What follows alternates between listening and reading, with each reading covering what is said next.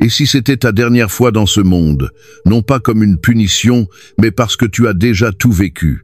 L'âme ne crie pas, mais elle parle clairement. Et si tu reconnais ces signes, il se peut que tu sois déjà prêt à laisser derrière toi le cycle des réincarnations. Ce n'est pas la fin, c'est le retour à la maison. Il y a des moments dans la vie où l'âme commence à murmurer avec une voix qui n'est ni physique ni mentale, mais profonde, silencieuse et inévitable. Cette voix ne crie pas et n'exige rien. Elle se fait simplement sentir lorsque ce qui suscitait autrefois de l'enthousiasme ne génère plus la moindre étincelle d'émotion. Soudain, tous ces objectifs qui avaient semblé vitaux, la promotion professionnelle, l'approbation sociale, les objets de luxe, les réussites publiques perdent de leur éclat. Non pas en raison d'un échec ou d'une frustration, mais parce qu'une partie intérieure reconnaît que tout cela a déjà été vécu, déjà été goûté, conquis, et qu'il n'est plus nécessaire de répéter le cycle. Ce changement ne se produit pas de manière brusque, ni à travers des annonces retentissantes. Il survient peu à peu, comme le soleil, qui sans bruit commence à illuminer une pièce endormie. Dans cette première étape de l'éveil intérieur, ce qui se manifeste, c'est une sorte de détachement émotionnel vis à vis du vacarme du monde. Il ne s'agit plus de mépriser la matière ou de rejeter les expériences humaines, mais de regarder tout cela avec une distance sereine, presque comme un adulte qui se souvient avec tendresse des jeux de son enfance, sans pour autant souhaiter y rejouer. La tasse de café en silence remplace la fête bruyante. La conversation intime supplante le débat pour avoir raison.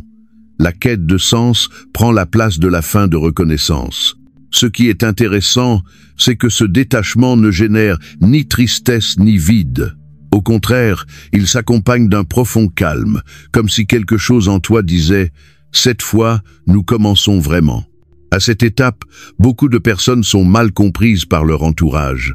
Les amis ou les membres de la famille peuvent penser que l'on a perdu l'enthousiasme, que quelque chose ne va pas, que la passion s'est éteinte. Mais la réalité est bien différente. Ce n'est pas de l'apathie, c'est de la clarté. Ce n'est pas une défaite, c'est une transcendance. Il n'existe plus de besoin de poursuivre des objectifs imposés, ni de prouver constamment sa propre valeur. Et ce n'est pas parce qu'on a perdu la capacité de rêver, mais parce qu'on a compris que les vrais rêves ne viennent pas de l'extérieur, mais de l'intérieur. Avec cette transformation des priorités, survient un changement radical dans la manière de se relier aux autres. La première grande manifestation de ce changement est une expansion de l'amour. On n'aime plus à partir du besoin, ni de la dépendance, ni de l'exigence que l'autre comble nos attentes. Commence à émerger un amour qui ne demande rien en retour, un attachement désintéressé, vaste, et qui n'est pas limité par des étiquettes ou des conditions. On n'aime plus seulement ceux qui nous plaisent ou nous satisfont. On aime aussi ceux qui nous défient, ceux qui ne comprennent pas encore, ceux qui sont encore prisonniers de leurs propres conflits. La compassion apparaît comme une sagesse nouvelle, comme une lentille qui révèle ce qui a toujours été caché derrière les masques du comportement humain. On commence à voir chaque personne comme un être en devenir, à sa propre étape d'apprentissage, avec ses propres blessures et luttes intérieures. Même la cruauté ou l'ignorance sont perçus comme les symptômes d'une douleur non résolue, et non comme les signes d'une méchanceté intrinsèque. Cela ne signifie pas permettre les abus ni rester passif face à l'injustice. Cela signifie simplement que la haine et le désir de vengeance perdent leur sens. Le pardon devient un acte naturel, non pas comme une obligation morale, mais comme la conséquence logique de la compréhension.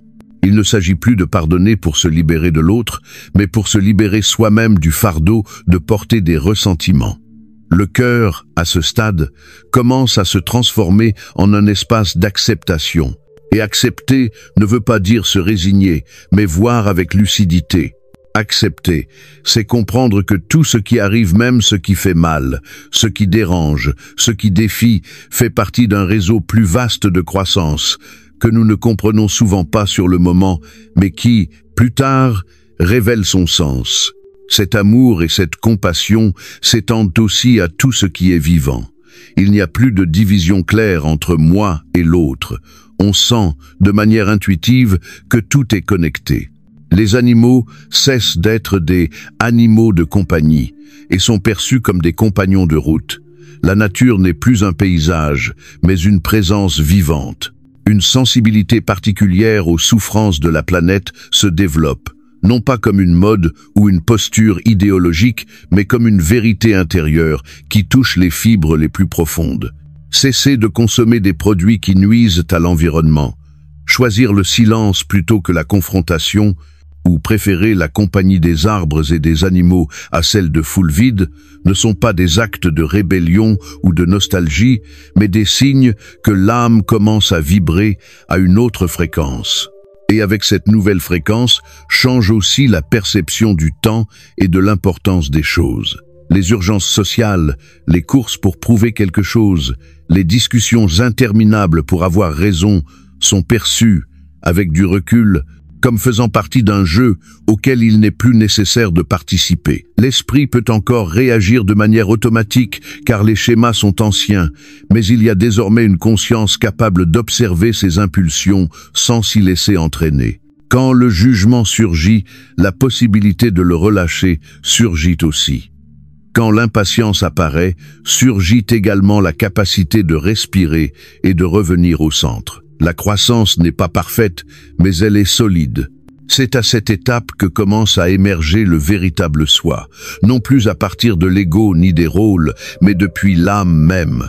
Une porte s'ouvre vers un chemin plus profond, moins bruyant, plus authentique. L'éveil intérieur n'est pas une fin, c'est un seuil. C'est le signe que le voyage a commencé, non pas vers l'extérieur, mais vers l'intérieur. Et ce voyage ne se mesure plus par des réussites visibles, mais par des transformations invisibles. C'est ici, au centre silencieux de l'être, que commence la véritable histoire de ta dernière vie sur Terre. À mesure que l'âme progresse dans son processus de maturation, le besoin de réponses extérieures commence à s'estomper. Ce que l'on cherchait auparavant avec urgence dans les livres, auprès de gourous ou dans les doctrines spirituelles, commence maintenant à émerger de l'intérieur avec une clarté inhabituelle. Ce n'est pas que les connaissances acquises perdent de leur valeur, mais elles cessent d'être le principal fondement. Émerge alors une voix différente, qui ne parle pas avec des mots, mais avec des certitudes.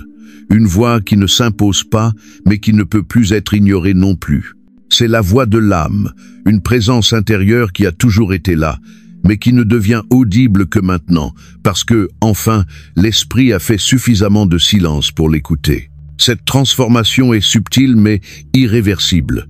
Elle ne se produit pas du jour au lendemain, mais elle marque un avant et un après dans le parcours spirituel. Soudain, il n'est plus nécessaire de demander aux autres quoi faire ou vers où aller, car une boussole infaillible s'est allumée à l'intérieur de toi. L'intuition cesse d'être une sensation sporadique pour devenir une compagne permanente. Ce qui était autrefois considéré comme une simple intuition se présente désormais comme une certitude qui n'a pas besoin d'être justifiée. Un savoir s'impose avec une force tranquille, sans avoir besoin d'arguments ni de preuves. Tu sais quand quelque chose est juste ou non, quand une personne est en cohérence ou désalignée, quand tu dois avancer ou attendre. Et cette certitude ne vient pas de la logique, mais d'une connexion directe avec une source supérieure de sagesse. Ce qui est curieux, c'est que ce savoir ne surgit pas toujours lors de moments solennels ou de rituels d'introspection. Il se manifeste souvent dans les instants les plus simples, au cours d'une promenade solitaire, pendant une tâche quotidienne, ou même dans le silence qui suit une conversation profonde. À ces moments-là, des espaces de clarté s'ouvrent, dans lesquels les réponses apparaissent sans avoir été activement cherchées. C'est comme si une vérité ancienne émergeait des profondeurs pour dire « tu le savais déjà ». Ce type d'intuition se manifeste aussi à travers le corps. De nombreuses personnes à cet état évolué rapportent des sensations physiques qui agissent comme des signaux intérieurs. Un nœud dans l'estomac quand quelque chose ne va pas, une expansion dans la poitrine quand on est sur la bonne voie, une décharge électrique ou un frisson lors d'une révélation importante. Le corps cesse d'être un simple véhicule pour devenir un capteur raffiné, accordé à la fréquence de l'âme. De plus, les rêves acquièrent une autre qualité.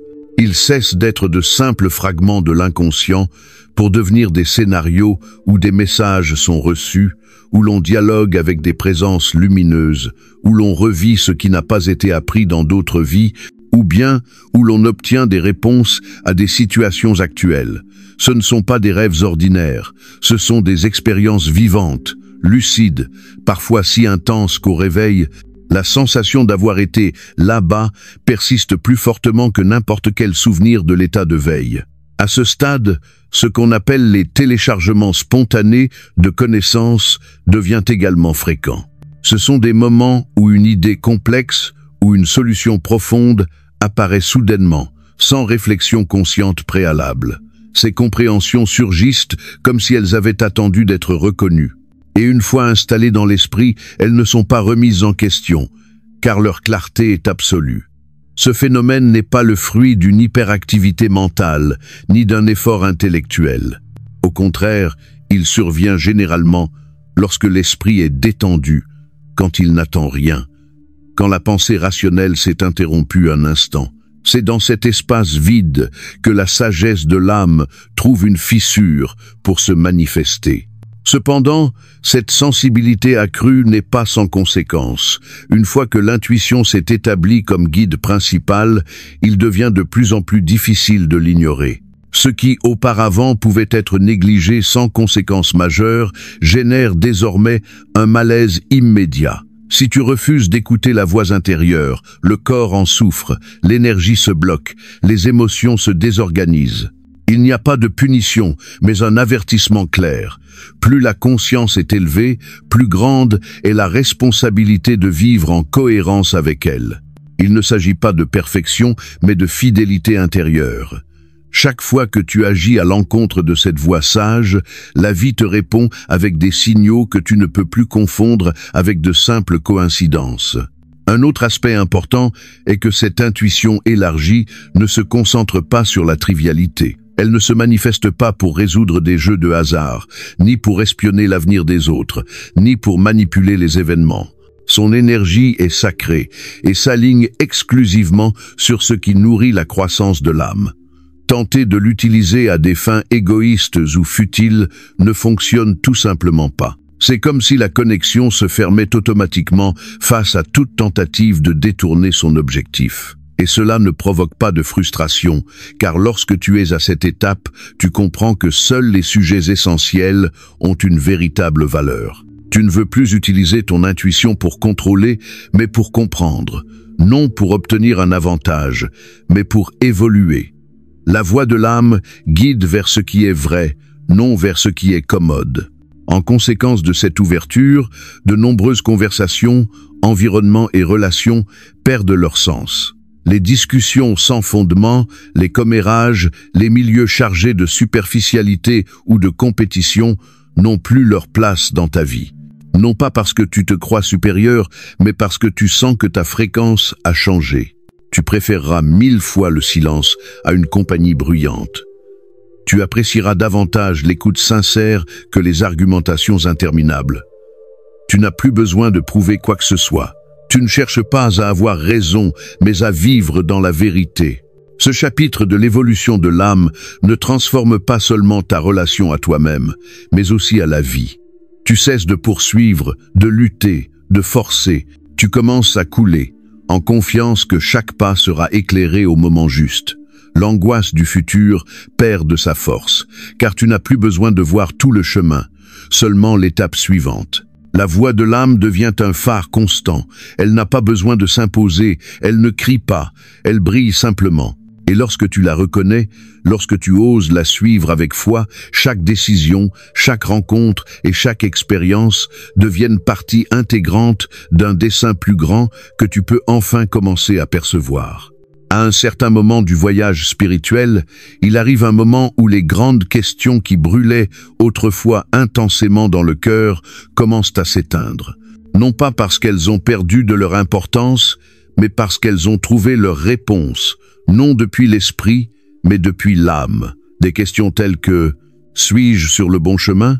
Quel est mon but? Ou ai-je fait ce que je devais faire de ma vie? Cesse de provoquer de l'angoisse et laisse place à une sensation douce, presque silencieuse, mais profondément transformatrice. La certitude intérieure d'avoir accompli une mission. Cette certitude n'arrive pas accompagnée de trompettes ni de réussite visible. C'est un acquiescement intime, comme si une voix très ancienne en toi disait simplement « C'est suffisant, tu as bien fait ». Cette perception de mission accomplie ne naît ni de l'orgueil ni de l'autosatisfaction, mais d'une compréhension qui embrasse aussi bien les réussites que les erreurs. On reconnaît, sans résistance, que chaque chute a été nécessaire, que chaque échec a apporté sa leçon, et que même ce qui a semblé douloureux ou erroné avait une place et un sens. On ne juge plus le passé avec exigence, mais avec tendresse. On observe le chemin parcouru, avec un regard qui ne cherche pas la perfection, mais l'authenticité. Car la réalisation ne consiste pas à ne pas s'être trompé, mais à avoir appris, à s'être transformé, à avoir été cohérent avec l'appel le plus profond de l'être. Curieusement, cette perception n'est pas atteinte à travers de grands exploits ou des gestes publics héroïques. Dans de nombreux cas, c'est dans l'humilité d'une vie silencieuse, dans les petits gestes, dans les décisions prises avec amour, que naît cette certitude. Tous n'arrivent pas à cette étape avec des diplômes prestigieux ou une reconnaissance sociale, mais tous la rencontrent avec une paix intérieure qu'aucune médaille ne peut offrir. C'est une plénitude qui n'a pas besoin de témoins. L'âme, arrivée ici, a compris que le but n'était pas de conquérir le monde, mais de s'habiter pleinement, d'aimer sans condition, de maintenir la lumière même au cœur de l'obscurité. Au moment où cette sensation de mission accomplie s'installe, la relation au futur se transforme également. Les projections, les objectifs non atteints, les inquiétudes sur ce qui va arriver perdent leur importance. L'anxiété se dissout, non pas parce qu'il n'y a plus de responsabilité ou de défis, mais parce qu'on comprend que rien n'est réellement sous contrôle et que cela, loin d'être une menace, est en réalité une libération. On commence à vivre dans une ouverture radicale à ce qui est, en faisant confiance que tout ce qui arrive est exactement ce qui est nécessaire. On ne cherche plus à contrôler les résultats, car on sait que la valeur se trouve dans le processus, non dans le but. Cet état ne signifie pas l'inaction, mais une action plus libre, plus connectée, plus alignée avec l'essentiel. À ce stade, se dissolvent également les attachements les plus subtils, non seulement aux biens matériels, mais aussi aux rôles, aux identités, aux attentes non réalisées. On cesse de porter le poids de ce qui aurait pu être, et l'on commence à valoriser ce qui est. La vie cesse d'être une succession d'objectifs à atteindre, pour devenir une expression continue du présent. Les décisions ne se prennent plus pour plaire ou pour prouver quelque chose, mais pour rester en cohérence avec la vérité intérieure. C'est alors que les gestes les plus simples prennent un sens profond. Préparer un repas, écouter quelqu'un avec présence, prendre soin d'une plante ou écrire quelques mots deviennent des actes sacrés, non par devoir, mais par amour. L'un des effets les plus significatifs de cet état est la transformation radicale du rapport à la mort. Ce qui, pendant si longtemps, a été source de peur, d'évitement ou d'angoisse, commence à se révéler sous un autre jour. La mort n'est plus perçue comme une menace, ni comme une punition, ni même comme une perte. Elle est comprise comme une partie inévitable, nécessaire et belle du cycle de l'existence. C'est comme refermer un livre que l'on a lu attentivement, avec émotion, avec des larmes et des rires, et savoir que chaque page avait sa place. Il ne s'agit pas de désirer la mort, ni de minimiser la douleur qui peut accompagner la fin d'une vie, mais de lui enlever le voile d'horreur et de mystère que la culture et la peur lui ont imposé depuis des siècles. Accepter la mort ne signifie pas se résigner, mais se libérer. C'est reconnaître que le corps a un cycle, mais que la conscience ne s'y épuise pas. C'est sentir que tout ce qui a été vécu est enregistré sur un plan plus vaste, plus profond, où le temps n'a plus de pouvoir. Et quand cette acceptation s'installe, chaque instant de vie devient plus précieux.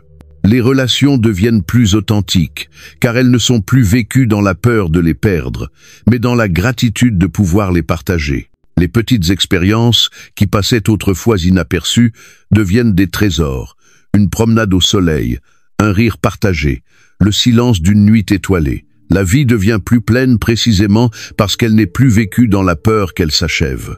Certains pourraient penser que ce détachement du futur, ce lâcher-prise du contrôle ou cette acceptation de la mort pourrait mener à une attitude défaitiste ou apathique. Mais la vérité est tout le contraire.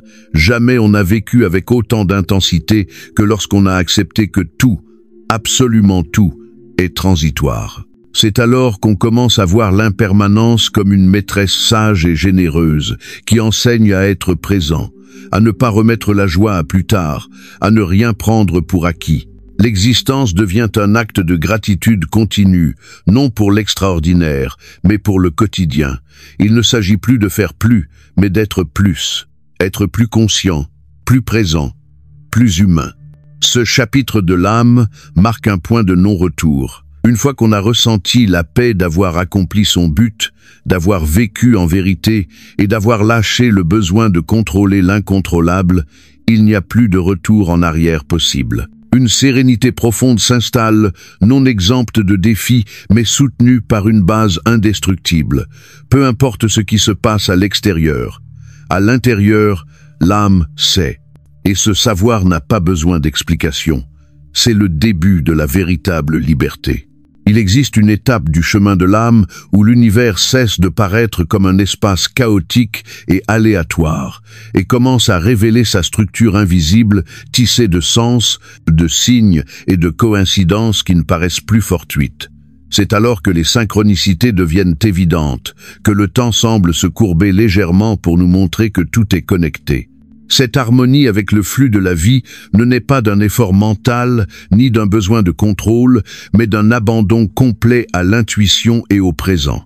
On cesse de vivre dans l'urgence et on commence à écouter le langage subtil de l'univers qui parle à travers des rencontres, des phrases entendues au hasard, des pensées qui coïncident avec des réalités immédiates et des sensations qui anticipent des situations encore à venir.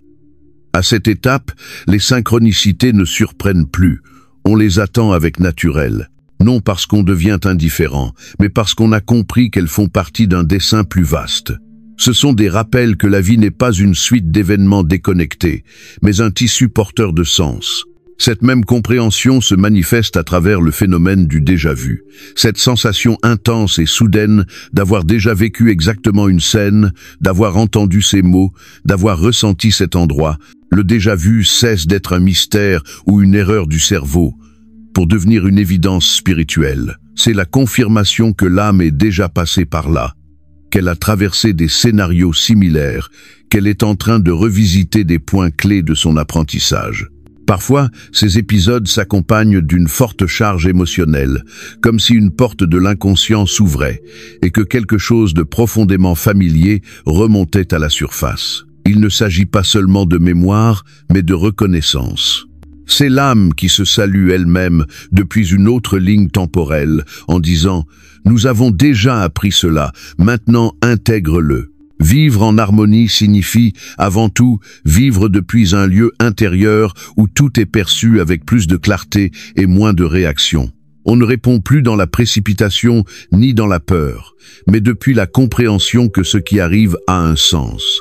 On apprend à faire confiance, non pas de manière naïve, mais à partir d'une foi forgée par l'expérience. On commence à accepter les retards, les détours, les pertes et les imprévus comme des pièces nécessaires du puzzle.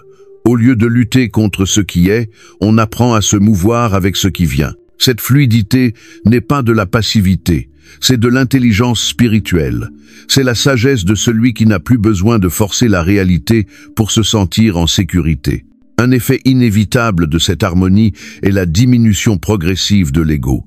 Il ne s'agit pas de l'éliminer, ce serait une erreur fréquente, mais de lui rendre sa juste place. L'ego n'est plus le capitaine du navire, mais un passager utile lorsque nécessaire. Sa voix existe encore, mais elle a perdu son autorité. Il ne crie plus, il n'exige plus d'être au centre, il n'a plus besoin d'approbation constante. Il se dissout peu à peu, non par négation, mais par expansion de la conscience. Lorsqu'on se reconnaît comme une partie du tout, comme une expression temporaire d'une conscience éternelle, l'ego ne peut plus maintenir ces vieilles narrations de séparation et de compétition. Il n'y a plus besoin de se distinguer, car il n'y a plus personne à surpasser. Il n'y a plus d'urgence à avoir raison, car la vérité se vit dans l'expérience et non dans le débat. Cette diminution de l'ego apporte avec elle une légèreté nouvelle, une capacité à habiter le monde sans porter en permanence le fardeau du besoin de validation ou de justification. Le jugement se transforme en observation. La critique se dissout dans la compréhension. Les rôles sociaux perdent de leur poids. Il n'importe plus d'être le chef, le maître, le guérisseur ou l'apprenti. Tout est vu comme l'expression d'une même énergie manifestée sous des formes différentes. Cette perspective libère d'une tension profonde, celle de devoir prouver sans cesse sa propre valeur. Lorsque l'ego recule, une paix plus profonde, plus stable, émerge, qui ne dépend pas de l'extérieur. Ce n'est pas une paix qui survient lorsque tout va bien, ni une sérénité artificielle cultivée par l'isolement ou l'évitement. C'est un état intérieur qui demeure même lorsque les circonstances sont adverses. C'est la certitude que, quoi qu'il se passe à l'extérieur, on est dans son centre. Et ce centre n'a pas besoin de protection, seulement de présence. Cet état de paix continue est l'un des signes les plus clairs que l'âme a intégré les leçons essentielles. On ne fuit plus la douleur, mais on ne la recherche pas non plus. Chaque expérience est vécue avec ouverture, dans la conscience que tout apporte quelque chose. La résistance disparaît, et avec elle disparaît aussi la souffrance inutile. La vie n'est pas parfaite, mais on ne lui demande plus de l'être. Les émotions ne sont pas refoulées, mais on ne se laisse plus gouverner par elles. On se permet de ressentir, mais depuis un espace conscient. On se permet de vivre, sans se perdre dans le drame de ce qui est vécu. Ainsi, peu à peu, on apprend à marcher dans le monde sans cesser d'habiter son âme, à vivre depuis le calme, à répondre depuis le centre, à agir depuis l'intuition.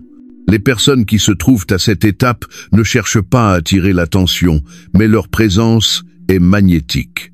Elles irradient une énergie qui apaise, qui harmonise, qui réorganise. Ce sont celles qui écoutent plus qu'elles ne parlent, qui perçoivent plus qu'elles n'analysent, qui sont présentes sans envahir. Leur cohérence est silencieuse, mais puissante. Et c'est précisément cette cohérence qui inspire les autres, non par l'imposition, mais par l'exemple. Dans un monde qui court sans pause, ces âmes avancent à un autre rythme.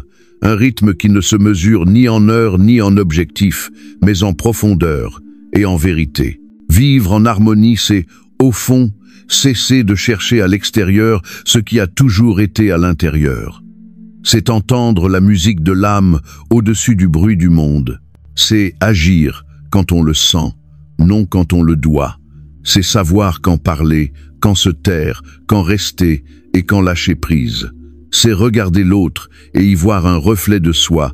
C'est comprendre que tout est exactement à sa place, même si on ne le comprend pas encore. Et c'est, par-dessus tout, choisir la paix chaque jour, non comme une destination finale, mais comme le chemin lui-même. Lorsque l'âme a traversé de longs cycles d'incarnation, après avoir vécu dans la richesse et dans la pauvreté, dans la gloire et dans l'anonymat, dans le pouvoir et dans l'humilité, il arrive un moment où émerge, depuis les profondeurs, un détachement naturel vis du monde matériel. Ce détachement n'est ni un rejet, ni une négation. Il n'y a ni mépris pour le terrestre, ni renoncement dramatique. Il s'agit d'une compréhension sereine selon laquelle ce qui paraissait autrefois indispensable, le statut, les possessions, la reconnaissance n'a plus la même saveur ni le même poids. Il ne s'agit pas de devenir ascète ou de vivre dans le manque, mais de cesser de s'identifier à ce que l'on possède. L'âme sait qu'elle a joué tous les rôles et elle n'a plus besoin de déguisement pour se sentir complète. À cette phase, les étiquettes perdent leur pouvoir. La voiture de l'année, les vêtements de marque, la maison la plus grande, le poste le plus élevé, tout cela est perçu comme faisant partie d'un théâtre autrefois joué avec intensité, mais qui ne touche plus. Et ce n'est pas parce qu'il n'y a pas de beauté dans le matériel, mais parce que l'âme a appris à voir la beauté au-delà du visible. Désormais, un coucher de soleil, un rire partagé, une conversation sincère ou un acte de bonté anonyme sont ressentis comme de véritables trésors. Les expériences authentiques et les connexions sincères prennent la place qu'occupaient autrefois les objets brillants. On cesse de mesurer la valeur de la vie par ce que l'on accumule, et l'on commence à sentir que le véritable succès réside dans la paix intérieure.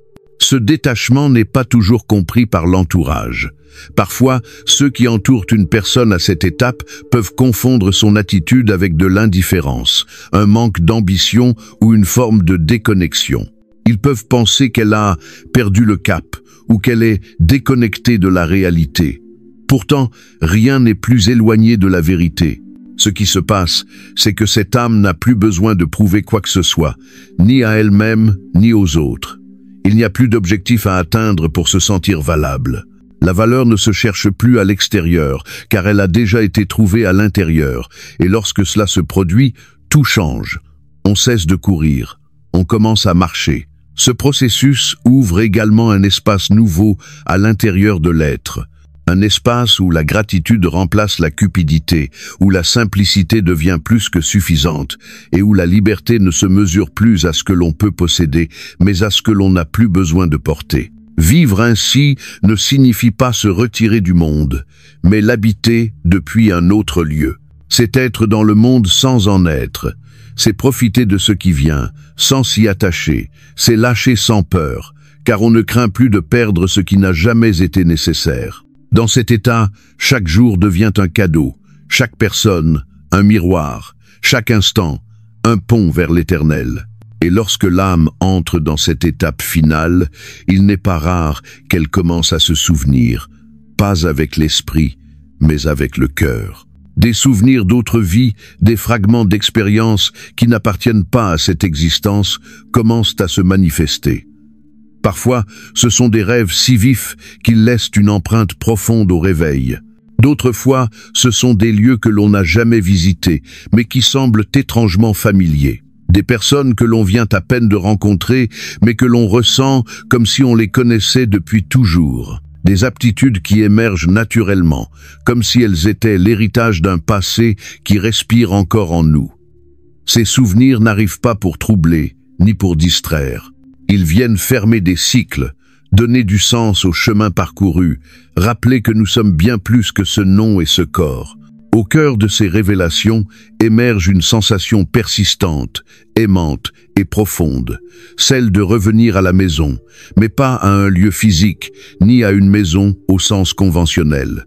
C'est une sensation d'avoir achevé quelque chose, d'avoir accompli un long voyage et de s'approcher du point d'origine. C'est un désir qui ne fait pas mal, car il ne naît pas du manque, mais de la reconnaissance.